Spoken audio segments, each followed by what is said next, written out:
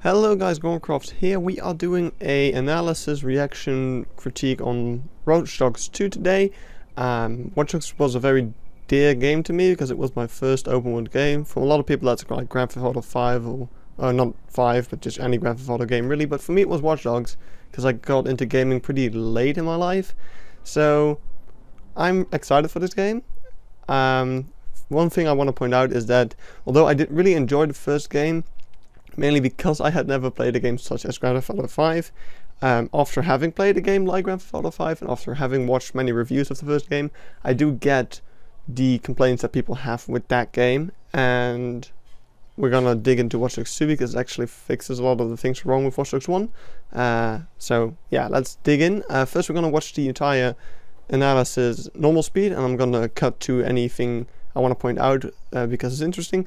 Then we are going to watch it frame by frame to see any more details, and we're not going to watch the entire thing together. I'm just going to cut to anything of interest. So yeah, let's start cutting. When you finish a game after almost 5 years, First bit of comment. Here he says 5 years. Later on in the video they say that they started working on the sequel after the first game released. We wanted to know what people felt and what they wanted to get from the game and what we could improve in the future. At that point, we knew we were going to make a Watch Dogs 2. 3 years ago. So what are you doing? That's weird, but yeah, let's move on. When you played Watch Dogs, you probably played something you never played before because the city was sort of alive. Alright, another bit of comment. The city was sort of alive. That's one of the complaints people had. It wasn't really. You had all these characters that had randomly generated jobs or whatever, and it didn't really add that much. It was like, oh, hyper-connected world. No, you just got some extra tags onto an NPC that's not really doing anything. And there's a couple of special ones, but it's really not all that special at all. And later on in the video they're actually going to talk about how they improved their world to make it more realistic and less centered around the player. And in Watch Dogs 2 they're actually going to make that hyper-connected world, but now they're already pretending it was existent already, which it really wasn't. So that's kind of weird. People were not just people walking around the street, but you could hack into their lives and you could exploit them, you could see their secrets. I personally spent months reading forums and reading all of the player feedbacks I could see on the web. Love you for that. Good job, because yes, they did that. I feel like they actually improved on a lot of things that I saw complaints on in reviews and things alike. So good on you, Ubisoft. You're learning from things. this time around, we're in San Francisco. For us, San Francisco struck the chord because it meant the very birth of the attitude of a hacker. First of all, he said striked instead of struck. Strike the chord. Ha, you're dumb. No, just kidding. But also, what is that supposed to mean? It meant the very birth of the attitude of the hacker. I have no idea what they're saying there. I don't know. It's never explained, I don't think. And what the hell? It's what's that supposed to mean? I mean, I'm not from San Francisco. I'm not even from America. But what are you saying here? Whatever. San Francisco costs $350. Homes, smart houses are calibrated to anticipate your every need. Okay, first thing. What you can hear is them switching radio stations. This might actually mean radio stations, which is one of the big things I was missing in Watch Dogs 1. You had a little bit of a playlist and you could customize it, but it sucked. And also the music sucked, pretty much. There were like a couple of good songs. Hopefully that's improved on already. It probably is. They probably have a bigger budget so they can actually afford music and stuff. That's good. I think this is actually like a tease of that, them switching radio stations. So it might be like more like in Grand Theft Auto 5 or The Crew or pretty much any game where there's multiple radio stations you can switch around in them. Good. Okay, so this is the point in the trailer where when I was watching it for the first time, I was seeing so many things, and I'm like, cool, you can probably craft weapons with 3D printers and stuff. That is so cool. So that was the point I was starting to feel like I was going to make this video, to point out things like that. But all of that is actually explained later on, so that's kind of useless, but whatever. So over here you can see, and I think maybe this is kind of what they mean with the birth of a hacker kind of thing. Kids partying, having fun, hacking their symbols and signs on giant screens and stuff. That's pretty cool. I think they're taking a more fun approach and they're giving you more fun options of things to do, maybe. I don't know. Because in Watch Dogs 1 you had like the road signs you could hack. That was kind of funny, but it didn't really... Once again, over here, this is something pretty interesting. I feel like this is for the story. You're probably gonna be part of the DedSec gang sort of thing, and gaining followers is going to be a very important thing, I believe. Like growing strength, maybe it's how you get new abilities or things. I don't know exactly how it will tie into a gameplay aspect, but I think it's gonna be like in Watch Dogs 1 you were very undercover, trying to just strike, bloom, and do stuff and tackle certain people of like a gang. Lucky Quinn was his name. I think now you're going to do something very different, and I'm really curious to see how that plays out.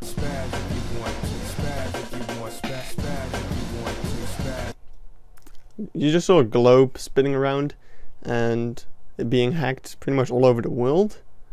Maybe story aspects, hacking the world with satellites. I don't know. I mean, it's playing in San Francisco and it probably won't really go outside of that, so I don't know. Weird stuff. So our San Francisco keeps all the important parts of the Bay Area. And there's a different feel, different vibe, a different look to all of the areas of our world. We wanted to kind of represent all.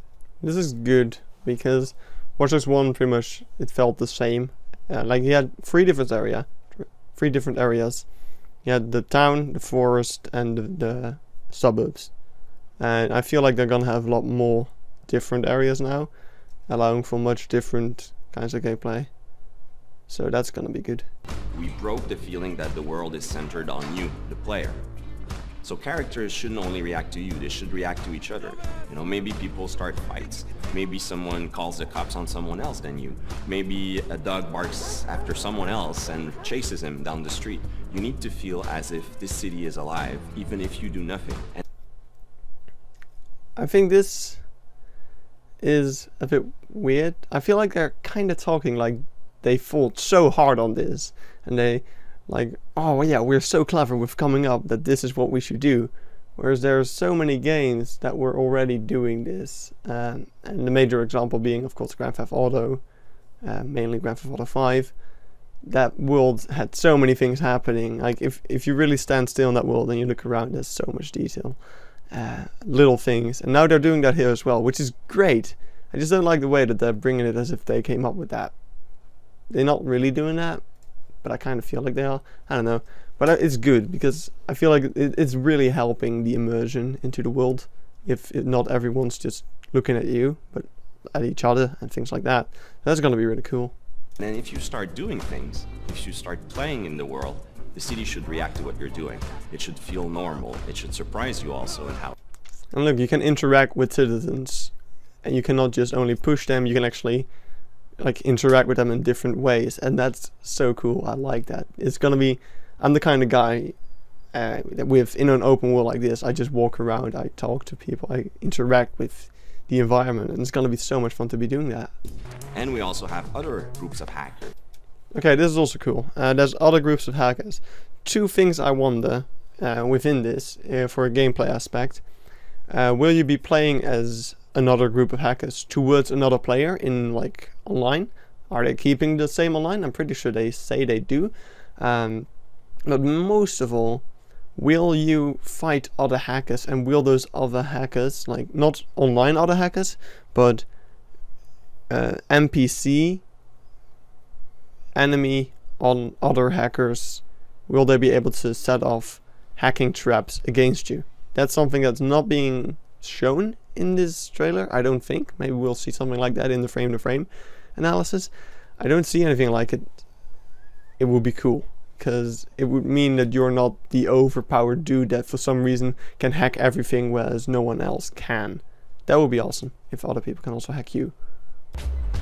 So, our hero in Watch Dogs 2 is Marcus Holloway. He's a young hacker, very brilliant in what he does because of the injustices that he's seen, both being from Oakland and also having been profiled the wrong way.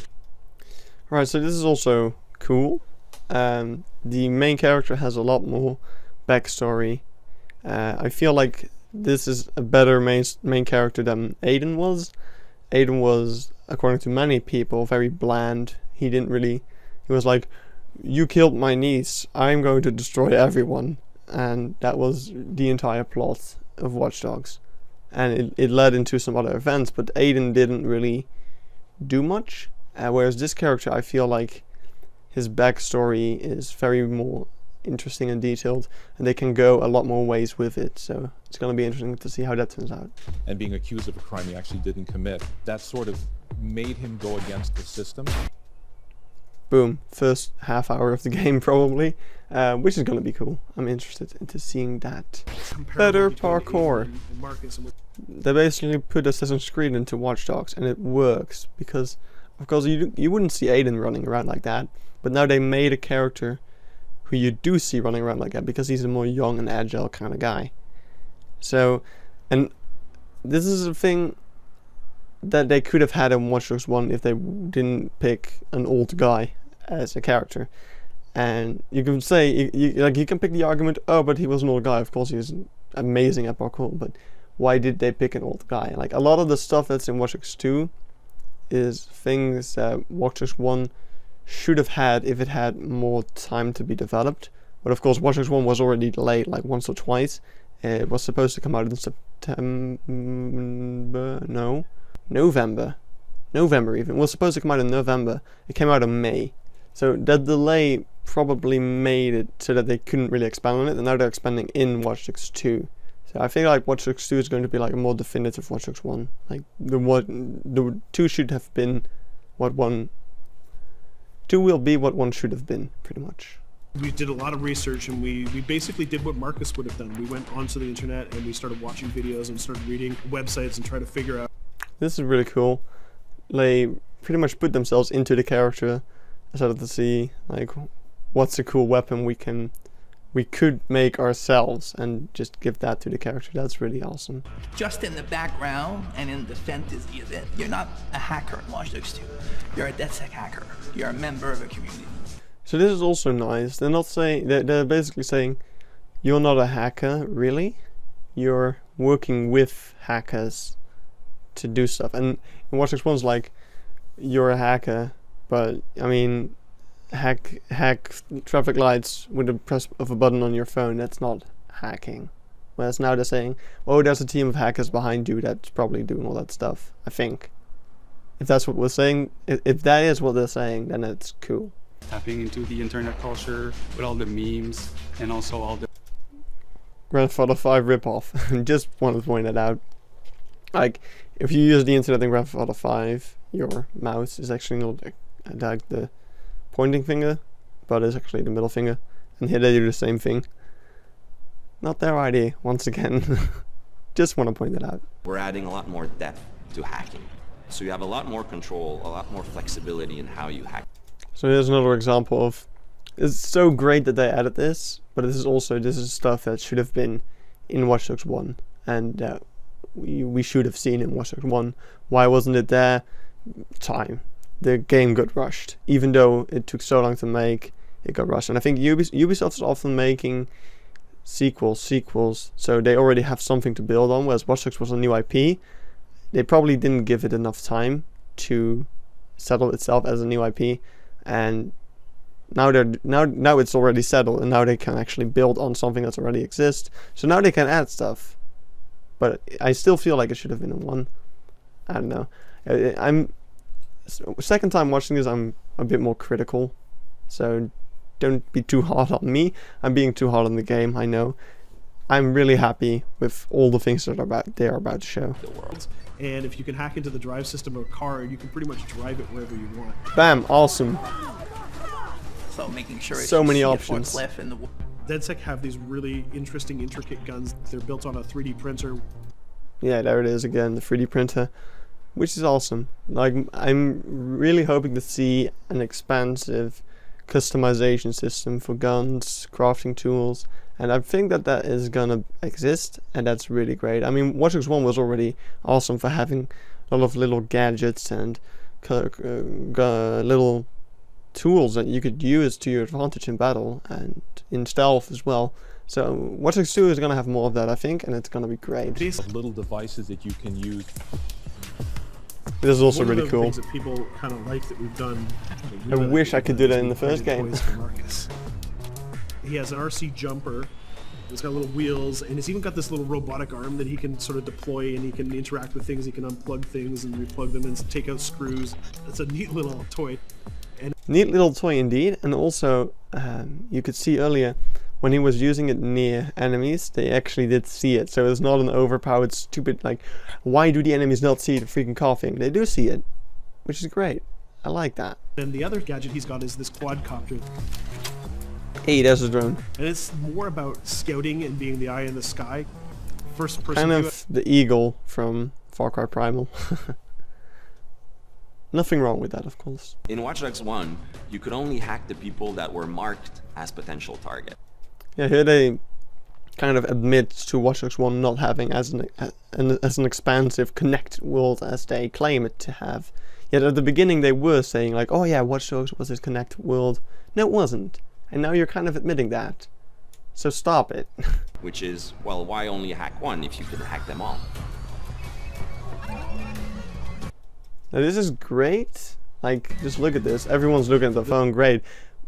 I don't still. They show you like, oh yeah, you can hack all these NPCs that weren't going to do anything in the first place. So I'm yet to see what this is going to do to, like, how is this going to aid me in fighting bad guys? I don't know about that still.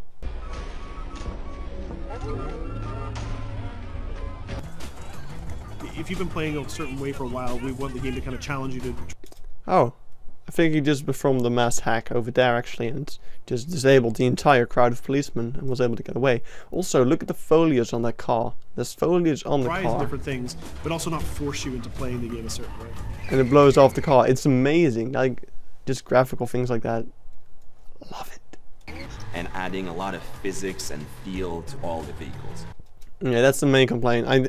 At first I didn't have a problem with it when I was first playing Watch Dogs, because I had never played any game in which you drove a car other than Mario Kart. So, but after playing Grand Theft Auto 5 and going back to Watch Dogs, it's a disaster. So, great that they're improving on that. I can't really see from this gameplay footage how it's going to feel, but I'm pretty sure it's going to feel better, and I really hope it does. So we keep the depth, but have more accessibility. That part didn't look so great to me. That part still feels like it's very slippery. However, I'm not a car knowledge guy, so I don't know. Maybe it will feel good. I don't know. The team is super happy with the result we've had, and I hope gamers will be just as excited. We are very excited by the potential of what we call seamless online. We start doing that in Watch Dogs 1, so we're expanding on that. Okay, so here they say expanding on that, which I'm pretty sure means adding more stuff to it, whereas also keeping the old stuff. So I'm really hoping hacking people stays in the game, because that was so much fun. Just a week ago I was still doing it because it's fun. It's pretty much probably the only reason people are still playing the game is to hack other people. Now they're going to talk about just meeting people in game and cooperating with them, which also seems like fun, but I really do hope that the old way of hacking is still in the game. And what they mentioned earlier about different hacking gangs, that's just your easy access to still implementing the versus hacking. So hopefully we still see that. Jumping jacks. Oh god, what is this? The Division? Solely for up with the system. I love how they had the censor fucking, and then in the subtitles it wasn't actually censored. No, but actually, all in all, I'm really excited for this game. I might actually break my I'm no longer going to pre-order games rule for this one. However, I do want to see more of it, but it's still, I know I've been very critical of this game. It's just because I still feel like a lot of people were right, and a lot of this stuff that they're now adding should have been in 1. However, I'm really glad that they are going to be in 2. It actually seems like this is going to be a really good game there. And I've been mocking them in this video for stealing, quote-unquote, stealing things from Grand Theft Auto 5. Things like NPC interaction, things like the middle finger on the internet. But, I mean, I'm really glad to see them take inspiration from other games that are doing better than they are and making a better game that way. I mean, I love Grand Theft Auto 5 and I would love to play another game that's much like Grand Theft Auto 5. I don't see a problem with that. So yeah, I'm excited. And now here's my final bit of commentary on the normal speed. That release date is it's very similar to one of the release dates the original Watch Dogs had. One of the Watch Dogs, I actually have a poster of it up in my room. It was going to release on the 21st of November in 2013. It actually came out in May 2014. Hopefully history is not going to repeat itself with this game. Hopefully it won't need that delay. It looks like they actually really waited with the announcement of this game until they were far done with it. It actually looks like it's pretty far done. They said, yeah, we've been actually playing the entire game for about a couple of months now. So the game is pretty much done. They're just adding stuff to it still, probably polishing it up, and that's good. They're not rushing it, I don't think. I mean, they said they worked on it for 5 years. Believable. Can't wait, actually. Hello there, I'm Goron Croft, and if you made it to the end of this video, I want to thank you. And I want to point out that there's also a in-depth analysis where we're going to watch frame by frame the entire trailery doodles, and we actually come across some pretty interesting things. So if you want to watch that, just click the annotation on screen right now or the link in the description. I think you should enjoy that if you even made it through this, so go watch that.